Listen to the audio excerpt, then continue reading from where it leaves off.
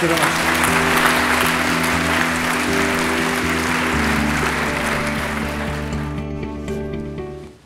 At every stage of life, we make decisions that have very profound influences for the people we're going to become. And when we finally become those people, we're not always thrilled about the decisions we made. So teenagers are spending good money to get tattoos that young adults are going to spend good money to get rid of. Young adults are rushing to marry people who middle-aged adults are going to rush to divorce. Middle-aged people are going to restaurants to gain what older people are going to go to health spas to lose. The list goes on. The question is, why do we make decisions that we so often live to regret? One answer I'm going to suggest to you is that we have a fundamental misconception about the power of time. Now, you all know that human change is large when we're young and it gets smaller as we age. Our parents seem to change by the year, but our children seem to change by the day. So what is the name of this special point in the lifespan at which change goes from a gallop to a crawl? What I'm going to show you is that the answer to this question, according to most people, is now. And it doesn't matter whether they're 18 or 68.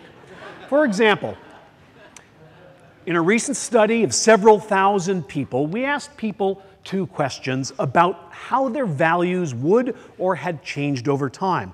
We asked people to tell us how much their values would change over time in the next 10 years and how much their values had changed in the last 10 years. Now, this allows us to do an interesting kind of analysis. It allows us to compare how much an 18-year-old thinks he will change to how much a 28-year-old says he has changed, and we can do this for every decade from 18 to the age of 68. Here's what we find. First of all, change does slow. This is how much change people are reporting from 28 to 68 in the last 10 years. But look how much change they think is going to happen. 18-year-olds, to give you an idea of the magnitude, 18-year-olds think they are going to change as much as 50-year-olds actually do. This is a drastic underestimation of future change. We see this in every domain that we have studied. So, for example, you can ask people, there are 5 fundamental dimensions of personality. You can ask people how much they're going to change in these dimensions and how much they have changed. You see exactly the same pattern of data. People change a lot more than they think they're going to. You can even ask people about their basic preferences. Ask people, for example, who's your best friend right now? Well, what's your favorite place to take a vacation? What's your favorite hobby? What's your favorite kind of music? And then ask them, will this change in the next 10 years? And has it changed in the last 10 years? What do you find? Yes, it's changed in the last 10 years, but no, it won't change in the next 10 years, whether you're 18, 28, 38, 68. The question is, what kinds of consequences does this have for us in life? This, what we call the end of history illusion. This illusion we all have that we've just become the people we're going to be for the rest of our lives. It has profound consequences for decision making. I'll give you one example. Ask people how much they would pay right now to see 2 concerts. 1, your favorite musician from 10 years ago playing this week. 2, your favorite musician now playing in 10 years. And what they tell you is they'd pay a lot more to see the person they love now play in 10 years than the person they loved 10 years ago play now. By any rational reasoning, these should be the same number. But the reason they're not, it's because your musical preferences will change much more than you realize. Why the end of history illusion? What is it that we're doing wrong? Why do we have this fundamental misconception about our own journey through time? We don't really know the answer, but it probably has to do with the nature of memory and the nature of imagination. In short, memory is easier. Most of you can tell me what you had for breakfast, but you'd have to pause to think about what you're going to have for breakfast tomorrow. When people find something hard to do, hard to imagine, they often mistakenly think it's unlikely. And so because imagining how you will change in the next 10 years is difficult, you mistakenly think it's not likely to happen. But when people say to you something like, oh, I can't imagine being that person, they're almost surely talking about their lack of imagination rather than their unlikelihood of changing over time. The bottom line is, Time is a very powerful force. It is constantly rearranging our preferences, transforming our values, changing our personalities. We appreciate it in retrospect, but we don't seem to appreciate it in prospect. Human beings are works in progress who mistakenly think they're done. Every one of you right now is a person who is just as fleeting and fragile as all the people you've ever been. Thank you.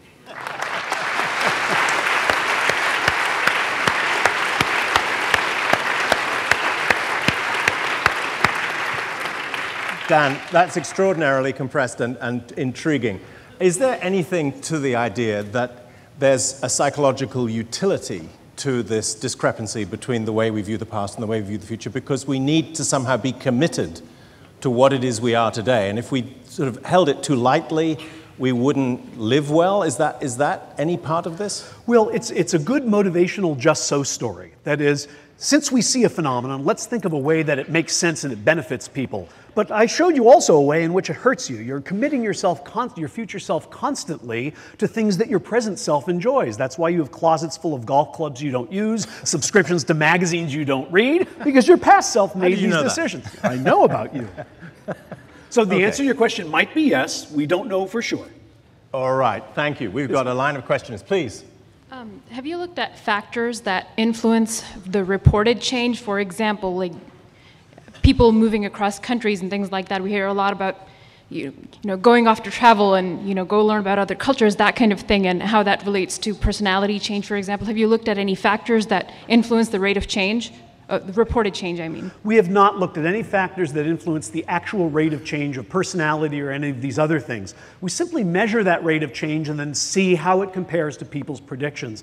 By the way, you may ask yourself, how do you know the people looking backwards aren't just making the mistake? Why are you blaming it on the people looking forwards? Because we know that these rates of change that we see in these studies correspond very well to real longitudinal studies of how much personality changes over time. People are remembering correctly. Nobody forgets that they changed best friends over the last 10 years. They're just mistaken when they say, but finally I have a best friend I shall keep for a decade. No, you won't. Okay, please. Just first off, I think this is fascinating. As an economist, some of the things that you're talking about are true. We just look at them from an economic basis. So I may reach out and see if we can share some data. Wonderful. But one of the things that I was going to ask was, have you looked at how, if you will, the nonlinear aspect plays into this, that people just can't calculate very well? Maybe they actually do look forward, they just can't do the arithmetic in their heads. So yes, it's a great question. Is the question just too damn hard? If I say, how honest will you be in 10 years? You go, I don't know. Actually, you get exactly these results when you ask simple questions like, how much do you think you'll change? A lot, kinda, a little, not at all. That's pretty simple. You really should be able to answer that question. But people looking back say, wow, did I change a lot? People looking forward go, yeah, not much. So, that's not math and that's not hard. Okay, please.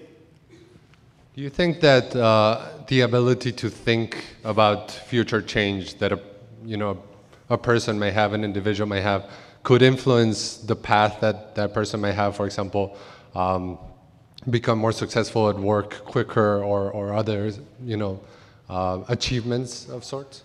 Do I think this illusion that people are laboring under might help them be more successful? Or like the ability to imagine change predicts like the rate of change? I think this illusion derives from the fact that we can't imagine change. But and that's fine, it's hard to imagine. I don't know how I'm going to change in the next 10 years. But I shouldn't therefore conclude that I won't. I should conclude that you asked me a hard question. And it seems to be that people think, I can't imagine changing, therefore it's not going to happen.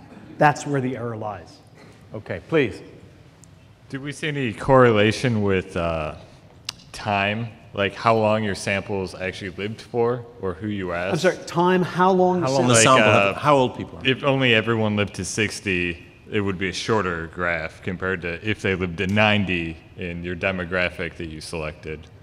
I'm not quite following the question. I mean, we can't test people under 18 for ethical reasons, and we did get people in our sample. The samples are usually about 10, 15,000 that you're seeing. There are people above 68, but not enough of them to make statistical sense to analyze the data. So that's why we have that particular segment.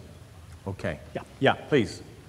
My question is, since you guys you illustrate these fascinating concepts of changing, my question is, how would you envision a application of this concepts to actual society or some business or? Well, you know, what's the takeaway point? The takeaway point is that when you think I'm done, you're almost surely wrong. Now, probably you're not going to change in the next 10 years as much as you did in the last 10 years, but almost certainly you're going to change more than you think you will. So like many studies in psychology, the take-home point is whatever you think you're thinking is probably wrong and you should second guess yourself. Thank you.